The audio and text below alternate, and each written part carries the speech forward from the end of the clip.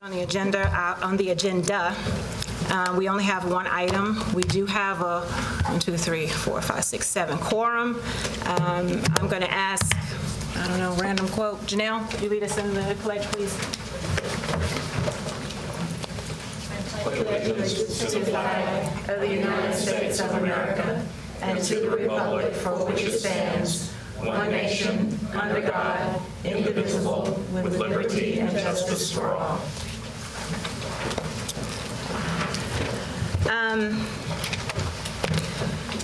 So there's been a lot of speculation about why this meeting was called, and I do know, and as you all are all aware, we do have an open meetings complaint, but I will tell you that in all honesty, that's not the sole reason for it. Even before there was a formal complaint, the media reports had already come out alluding to impropriety, and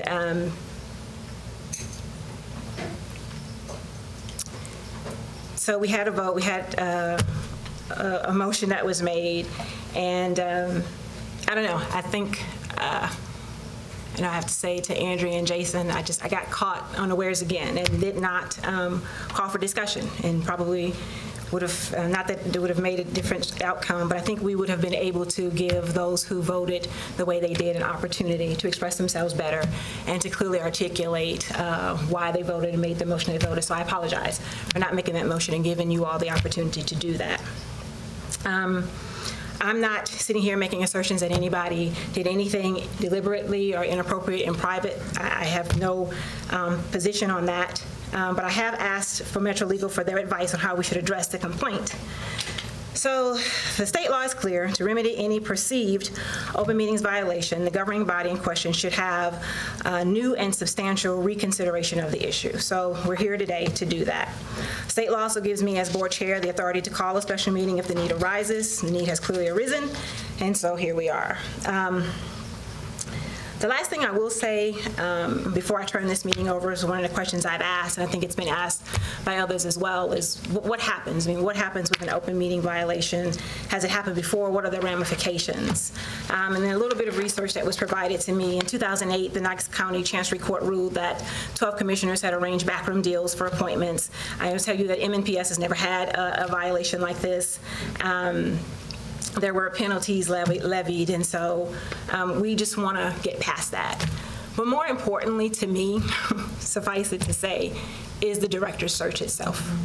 And one of the promises we made was a clear and transparent process. We have gone through great pains with our partners in HYA to engage the public, to get feedback, and with a commitment to use that feedback. We did not wrangle dozens of people into a room and grill them with questions and document their comments and prepare an, I don't know how many page PDF file of those verbatim comments for them not to be taken into consideration.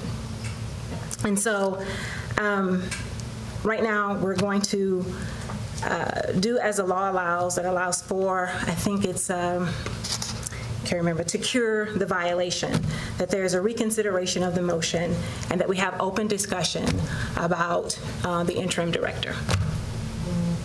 Dr. Brandon. On one other occasion, while I've been serving on the board, to an appointed committee, I have utilized this process of reconsideration, and when I did go through that process, it caused a great improvement to the situation that was at hand. And since the immediate onset of the controversy that has occurred since our vote, I immediately went back to my experience in working with the case with the ARC. So I contacted Metro Legal and allowed them to remind me of the process that I went through at that time, and they assured me that this could be applied in this case. And I'm in no way saying that there has been an ethical violation, but because I was with the prevailing vote, I am making a motion that we do reconsider the vote for the interim position. I would like to second the motion. Okay, there has been a motion to reconsider the vote for interim director, and it's been made and properly seconded. Any discussion? Ms. Froke. First of all, I'm curious as to why our search firm was not here. When I spoke with them, they said they would participate in this event, and now they're not here. Why are you asking me?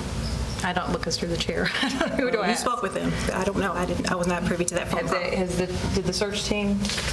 I do have a letter from Mr. T if you'd like me to read it. I mean, if you want to, sure.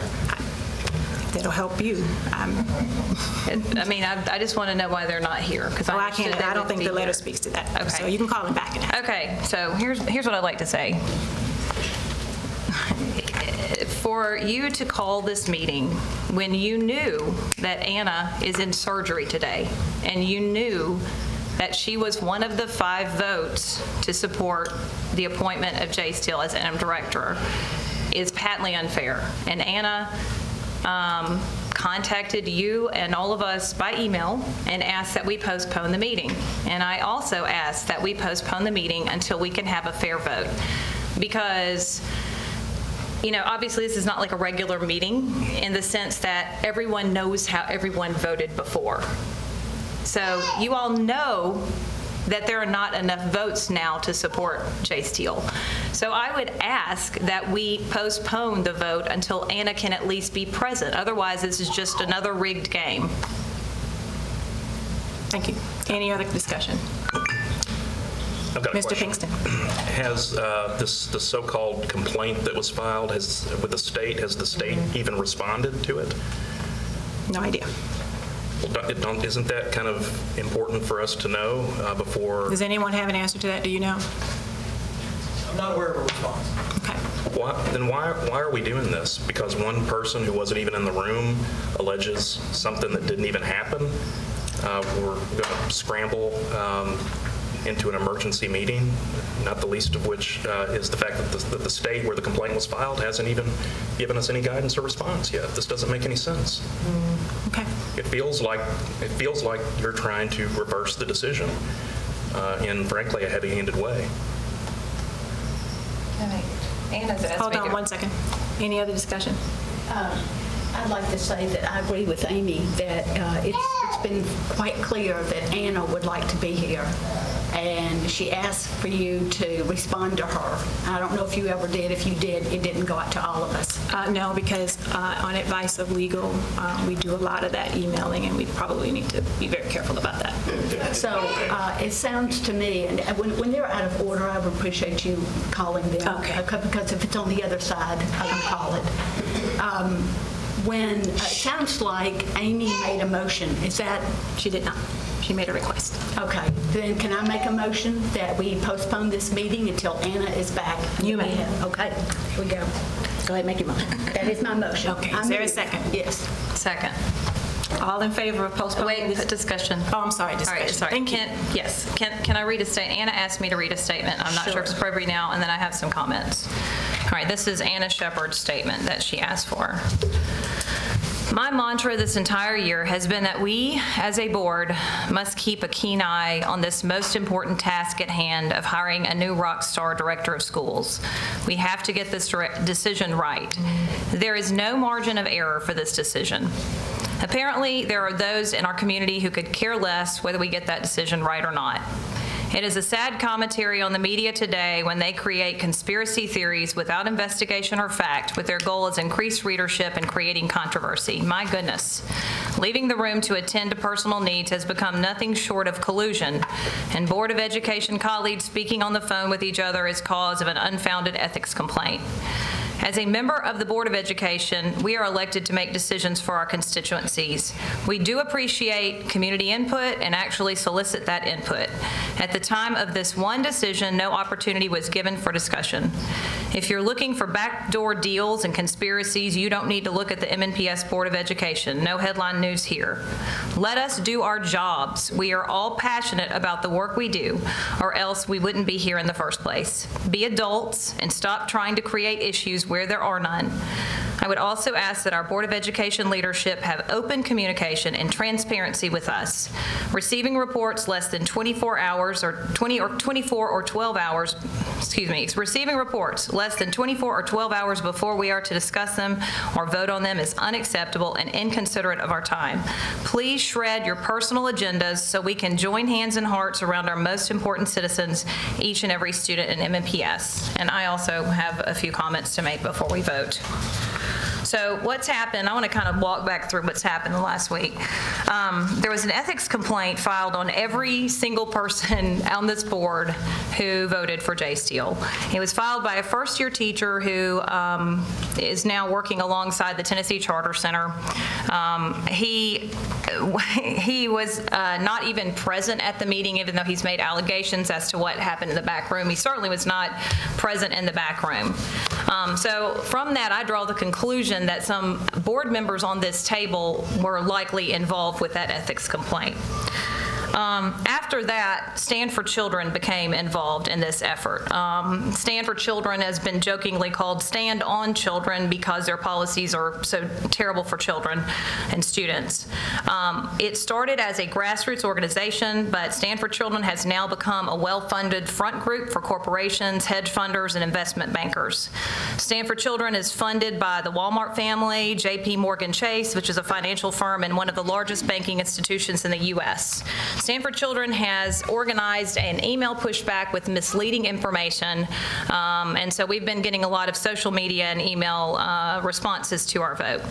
The goals of Stand for Children are to privatize education, to close neighborhood schools, to replace teachers with computer instruction because that saves money, to expand charter schools, and to impose more standardized testing on public schools. Then, after the first ethics complaint, there is now a second ethics complaint, which no one has mentioned, against our board chair and vice chair. So now we have dueling ethics complaints. Then Anna stated to us, she sent a nice email asking to put off the vote and ask for this meeting to be delayed until she could be present for a fair vote. She had surgery today and she cannot be here. Our board chair would not respond to this, and she wouldn't tell any of us the purpose of the meeting, even though I asked for that in writing. And now we're sitting here with a rigged vote. They know how we voted last time, and they know that Anna voted with us, so this is patently unfair. And if we move forward today, this vote is a sham. And I find this interesting because at our last meeting, our board chair started talking about the Game of Thrones, and I thought, what is she talking about? And I thought, that is how she views our votes. She views our votes as control and power, and who has got one up on the other. And this really should be about facilitating our discussions. Meanwhile, the person we voted in, even though some people do not like him, is well qualified to do the job. He has been working under Dr. Register to run the district, and he happened to be invited to the White House today because of his good work in the district. So if people want to vote this through, they can, but this vote is a sham. Any other discussion?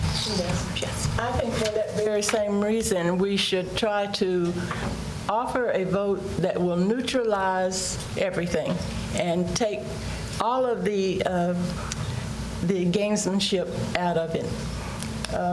I don't agree with that. Ms. Pierce.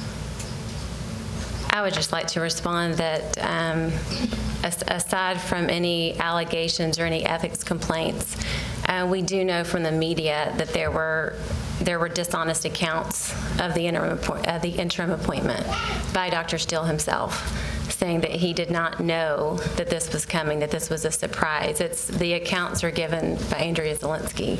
Ms. Pierce, I hate to interrupt you, but I don't want to make this personal. All right, well, that's fine. But I'm just saying those discrepancies of the account have put a cloud over it for me. But I want to add two more things while we're still in discussion.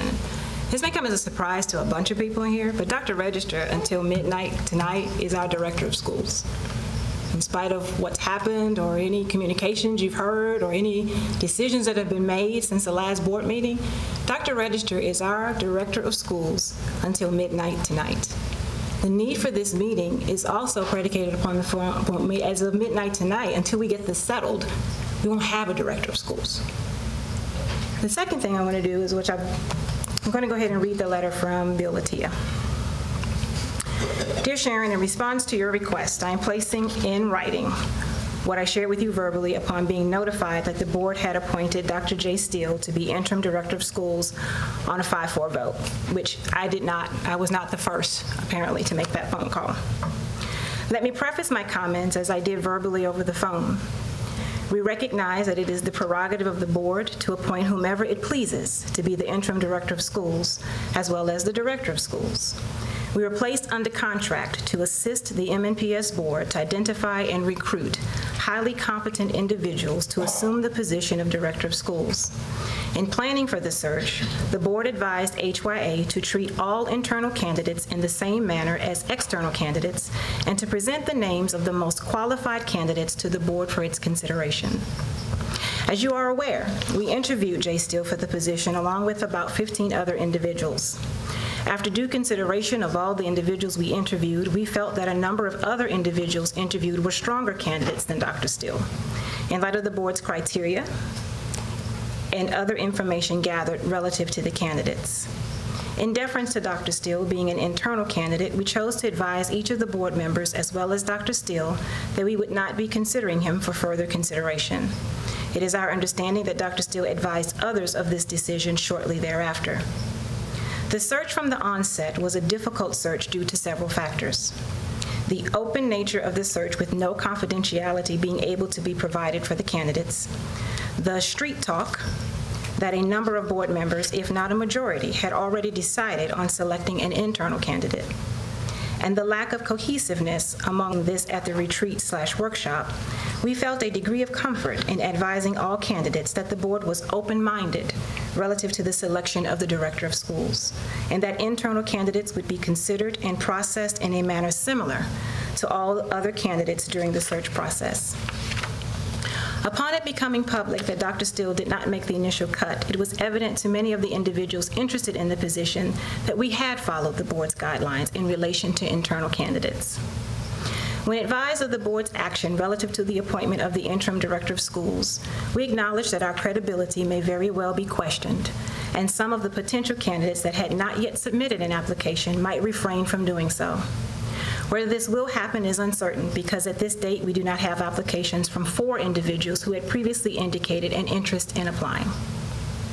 From recent conversations with these individuals, we are anticipating that most of them will continue to express an interest in the position and will apply prior to the close of the search.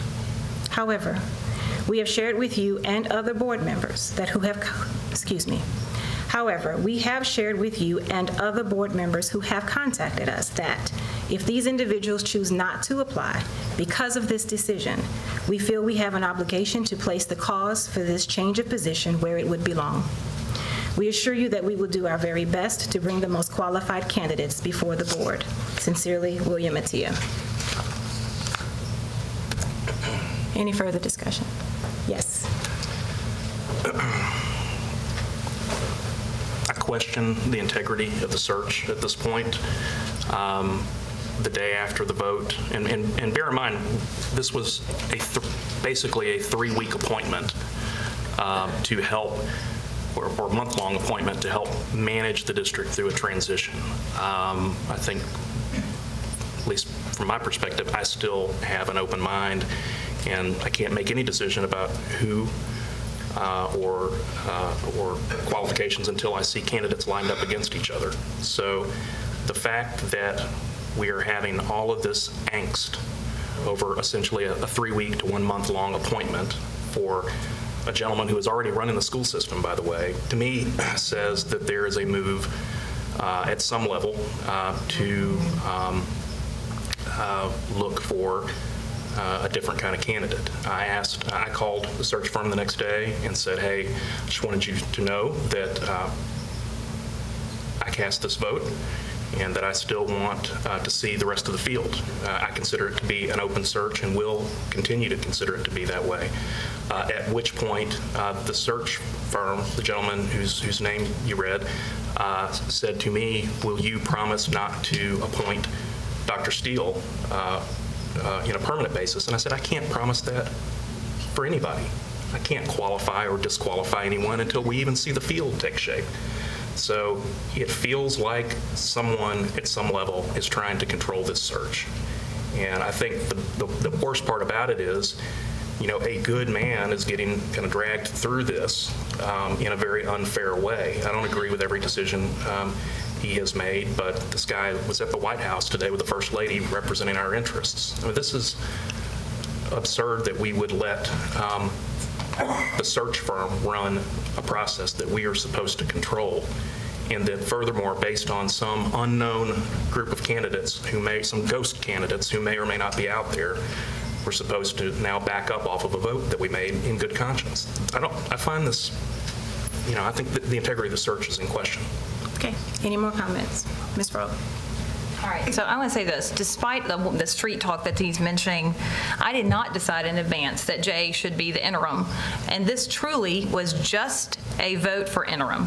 I did not know, you know, I don't know what I'm going to do when we get the candidates. We haven't seen them. We don't know their qualifications. We don't know how they compare. So I truly am open-minded. If there was a problem with us appointing Jay, someone should have told us, either you or the search firm, someone should have had some sort of communication with us. And now that this has all been surfaced, that somehow maybe some people pull their names, I mean, it's pretty unfair that no one told us that, you know, that this might affect the search in some way. And also want to clarify, I'm happy to revisit this vote when Anna's here.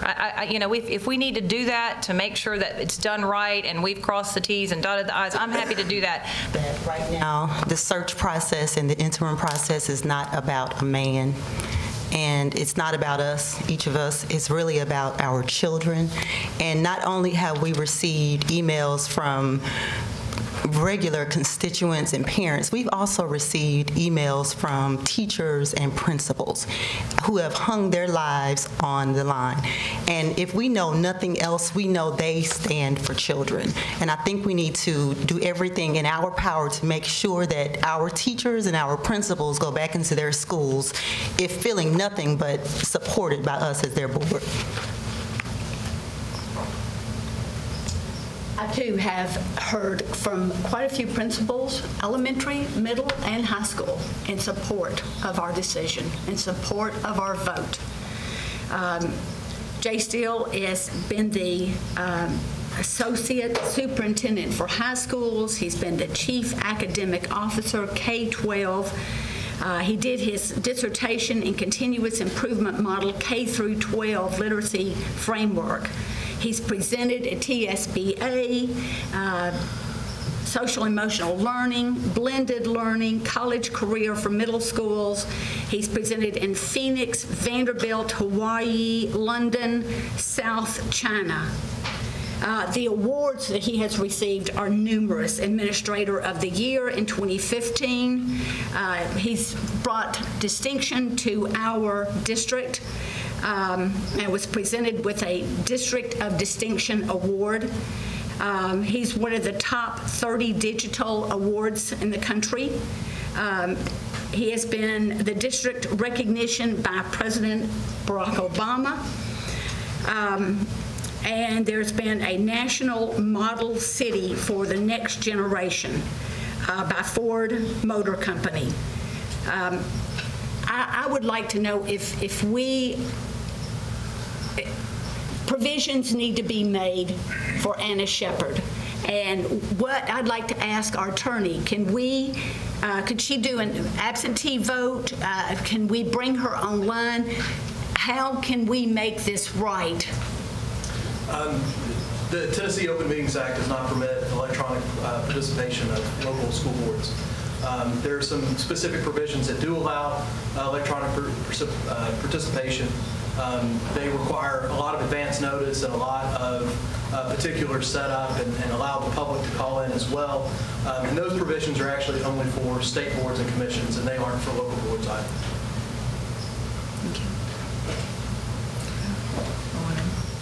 You have something? Go ahead. So, Dr. Gentry, I guess the lens through which I'm viewing this entire discussion, and then what would be the right course of action is really, what people have been saying, which is protecting the integrity of the search. And when I say protecting the integrity of the search, I'm actually not talking about the ethics complaints or those things. In this instance, I'm actually thinking about the sort of practicalities of the search itself. So when you think about us as a state and some of the barriers that we have against us in a search process like this that we have no control over, the fact that people do have to make it very public when they throw their hat into the ring, which is not normal. I mean, typically when you apply to a job anywhere, in the private sector or nonprofit sector or even the government sector, that is not a matter of public record. And here it is. I mean, people are really putting themselves out there to put their name in a hat. So if you have a superintendent with, a wealth of experience who's been running a district as big and diverse and important as ours, that is a big deal to put their name into this hat and to put themselves out there in a public way. And that is a barrier that most people actually unto itself cannot overcome. Like they literally cannot, because why would they? Especially if they're sitting in a good seat, they're doing a lot of great work. Like to put themselves out there under the public eye and scrutiny, and it's sort of a slap in the face to the district they're in or whatever organization that might be working for. It's a big deal. And so, but yet this is one of the conditions under which we operate, and so we do the best that we can. And so when I hear our search firm talk about the integrity of the process and talk about how to protect that search and make it truly open and to attract the best candidates, that is what I have in mind. And when we have a situation where that might be called into question, the openness and the sincerity with which we might be then approaching external candidates, I do think it has an incredibly chilling effect. It sends a very clear message to the market that we are likely not serious about looking external. I agree, it's like the period of time that we have the interim person is not the big deal. It could be 1 week, it could be 3 weeks. That's not the issue. The issue is just the message it sends to all the various candidates who have expressed interest, have not been released out there, and then people who are thinking about expressing interest. Like this would be something that would cause you to pull out because it would not seem likely then that there is really much hope that we would be open about the process. So anyway, I think that's really the biggest the biggest issue at stake here is making sure that we have a truly open process and that we send that message to not just the firm but the candidates in particular as we still work to try and attract the best national pool that we can. Mr. Pinkston. I completely disagree with that. I've been through large searches before, including one for the presidency of a large university research university system, and for the search firm to come back and essentially say, you all made an interim appointment and now that potentially undermines our ability to deliver candidates, that's their issue to deal with, and it's our issue to keep an open mind throughout the search. So I think that the search firm, which I've never seen a search firm, start pointing fingers at its client before. So I think they've got real, now in my view, credibility issues in their own field. We are not debating, and by the way, I happen to think the public process for this is good. If it results in some people not willing to participate in a public process, then so be it. But this is an $800 million school system. There are 86,000 kids. It's 42% of metro government.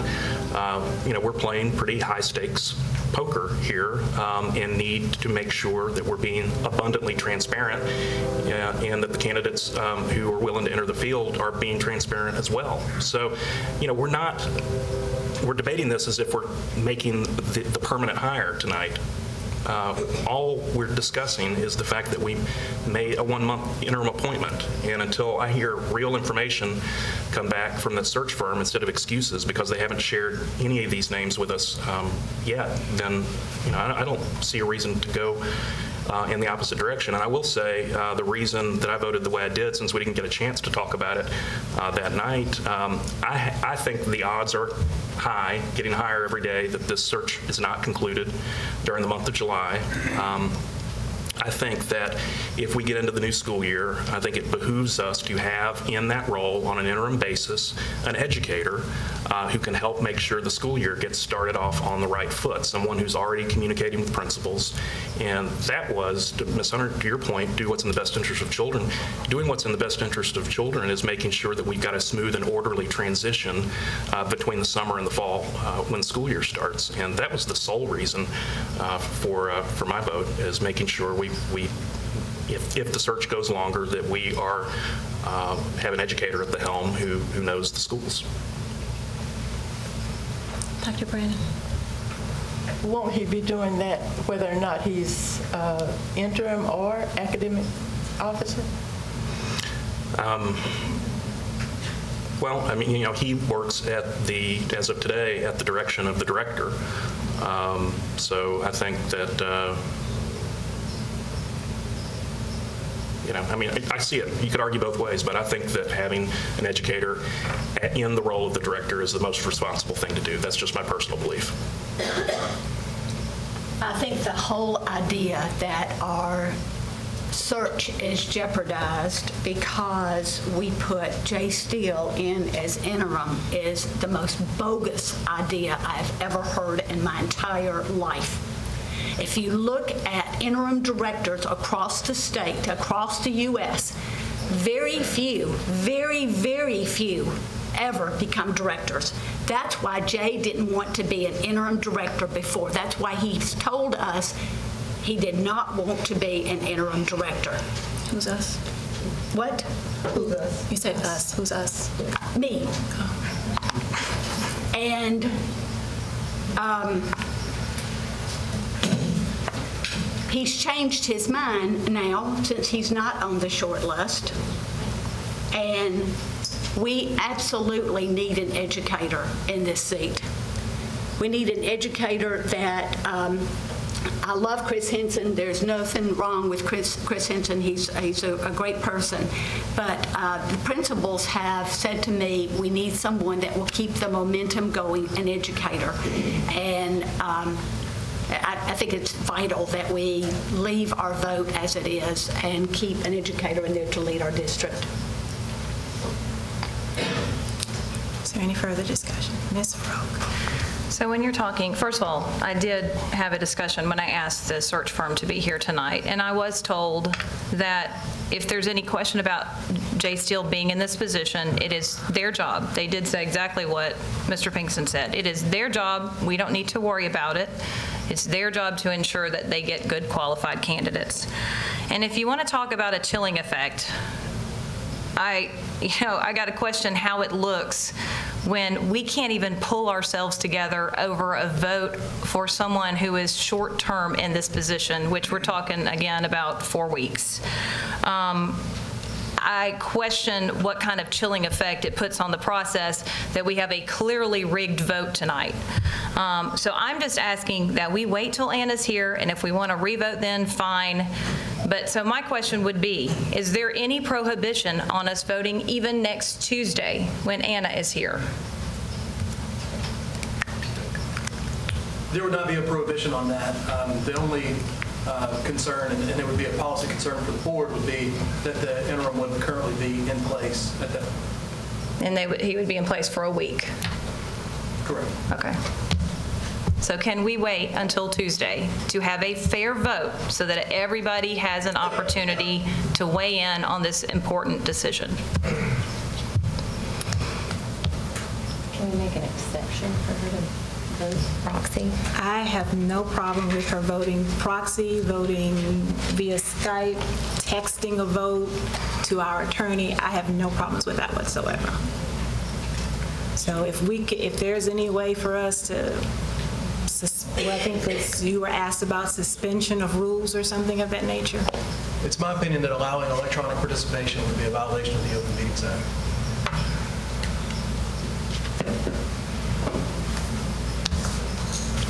Is there any discussion that hasn't been discussed that someone likes to add? Something new, something different? We have a motion on the floor to reconsider the appointment of the interim director. What? I'm sorry. I'm sorry. I think it was Jill's, but it was a Okay. motion to delay the All right, vote. we have a until motion to next delay the Tuesday. vote. Yeah. We've had discussions, made second, we've discussed it. All in favor of delaying the vote to reconsider the interim director of schools? Until Anna is present. Until Anna is present. Please raise your hands. 1, 2, 3. All opposed to delaying the vote until Anna is present, please raise your hands. Okay, that motion fails. The other motion, the first motion that was on the floor was the motion to reconsider the appointment of the interim of director for schools. That motion has been made and properly seconded. Is there any discussion on that motion? All in favor of reconsidering the vote for the interim director of schools, please raise your hand. All opposed? Thank you. Now we don't have an interim director of schools, so is there a motion for an appointment of the interim director of schools? Ms. Pierce. I would like to move that we appoint Chris Henson as interim director beginning tomorrow, July 1st, until a permanent director has been hired and begins employment. The motion has been made and properly seconded. Discussion on that motion. Can I make another motion? You sure can. I move that we appoint Jay Steele as interim director, effective tomorrow, until a new director is in place. The motion has been made. Is there a second? Second. And properly second. Is there discussion on the second motion? Seeing none, all in favor of appointing Dr. Jay Steele as the interim director of schools? I'm so sorry. Madam Chair, Yes. if I can, just to reiterate the issue with the open meetings violation. In order to properly cure any allegations of an open meetings violation, the case law says there has to be a full and substantive discussion of that motion. So if the intent of doing this motion is to cure that allegation, Metro Legal's advice would be to have that full discussion on the qualifications of the various board. So all that discussion we just had doesn't count? There was some discussion. Okay, so we'll do it again. So on the second motion for Dr. Jay Steele, is there any discussion? Would you like to reiterate qualifications, read a resume? You didn't make the motion. No, okay. I will say that Jay Steele has brought national attention to our district because of his work in the academies of Nashville and the fact that he has brought community partnerships in a way this district has never seen. And Jay Steele is in Washington today, was at the White House today, representing Metro Nashville Public Schools and the work that we do in terms of innovation and relating learning to real-life experiences. Jay Steele is an established leader that is well-known, well-respected, and we have people educators coming from across the district, from across the state, from across the nation to see the academies at work.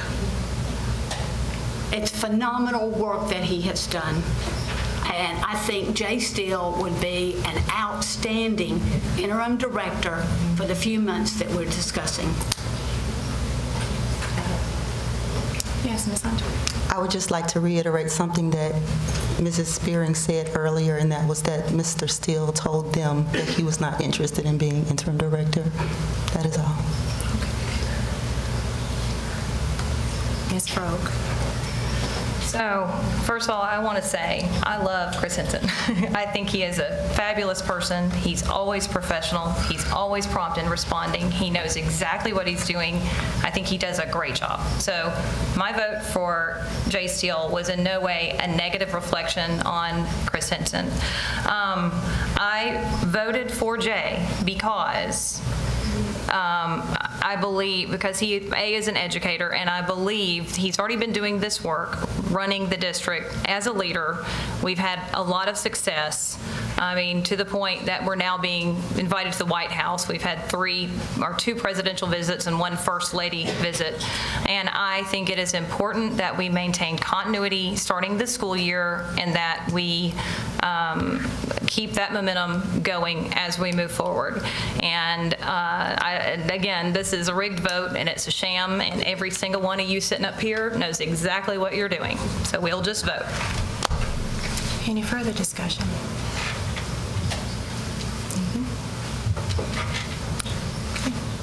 You've heard the motion. It's been seconded. Would you tell us the motion again, please? The motion is to appoint Dr. J. Steele as the interim director of schools effective July 1 until we hire a permanent director of schools. That motion has been made, probably second. We've had discussion. We're ready for the vote. All in favor, please raise your hands. That's 3. All opposed, please raise your hand. The original motion, first motion on the floor, was to appoint Mr. Chris Henson as the interim director of schools effective July 1 until we have a permanent director in place. That motion has been made and properly seconded. Is there any discussion on that motion? Ms. Kim. Just 2 thoughts on Mr. Henson. Specifically, I mean, as I'm thinking about what would best position the district to get, you know, an incredible superintendent long-term, I think it's a couple different things. I think in this delicate period, I already said my piece about why I think it's important that we have a truly open process, and that we don't, in fact, have someone sitting in an interim seat who also applied for the role permanently. I mean, that's an important distinction, obviously. That is very important. I still stand by that. It's also important that we have someone in this delicate period who is widely viewed and respected by many as someone who can lead us through this period with no divisiveness. And Mr. Henson has, in fact, stepped into this role before, served nobly, and runs very little risk of being incredibly divisive within our community. So, yeah, just wanted to say that. Any additional discussion? Mr. Pinkston. I think the fact that we're sitting here tonight exposes the deep levels of distrust on this board, and I think that this bodes poorly for the search, and I think the lack of integrity shown by the search firm bodes poorly for the search. I think we are, in all likelihood, looking at a protracted search process because of how deeply divided the board is based on ideological issues for the most part. So I suspect that the vote is getting ready to be to appoint Mr. Henson. I suspect it's probably going to end up being quite a bit longer than a month. So I'm going to go ahead and vote to support Mr. Henson because I think in whatever period of time he is in that role, he ought to have universal support at least. But I think this evening bodes incredibly poorly for the destination of the search. Madam Chair, and I will say that it didn't just begin this evening. So Thank you, Dr. Brent. we have to work on it. We are a board. We should speak as one, and that caused me to immediately reconsider my vote because of my experience in the other situation, and I saw something better come from that. So I firmly believe that I have made the right decision. Any additional discussion? Call for the vote. All right, we'll call for the vote. All in favor of appointing Mr. Henson as our interim director of schools effective July 1 until we have a permanent director in place? Those in favor, raise your hand. Any opposed? Thank you. Thank you, Mr. Henson. Do I need to make a subsequent motion for salary? Yes, we need to modify. Yes. I'd like to make a motion to modify his salary accordingly to the position that he will hold. Thank you. I second the motion. Made in second. Any discussion? All in favor? Any opposed? Thank you. So, in closing, as we have been reminded several times by Ms. Shepherd when she's here and apparently in her absence, that this is indeed the most important decision we will make. To that end, we sat at this table in the room and worked with HYA to create the criteria that was used to vet the applicants, to determine which met the characteristics and skills we indicated were important, crucial in fact, that our next director of schools needed to possess. I'm certain that on July 6th, HYA will come to present to us the slate of candidates that are most qualified to fill the position, again, based on the criteria set forth by this board. Finally, I want to offer a sincere personal apology to Mr. Henson and to Dr. Steele for this chaos with the appointment of the interim director of schools. So, Mr. Henson, I just want you to know that I reached out to you in good faith. And I left the Director Search Committee meeting with consensus on appointing you as our interim with clear understanding that I was to reach out to you to ascertain your willingness to serve. So I apologize for any moments you've had in the past couple of weeks. And to Dr. Steele, in your absence, please know that if the direction that I had received had been contrary, had been to appoint you, I would have been the one placing the phone call asking if you were willing to serve. So I do apologize for that as well. I have no further business on the agenda. This meeting is adjourned.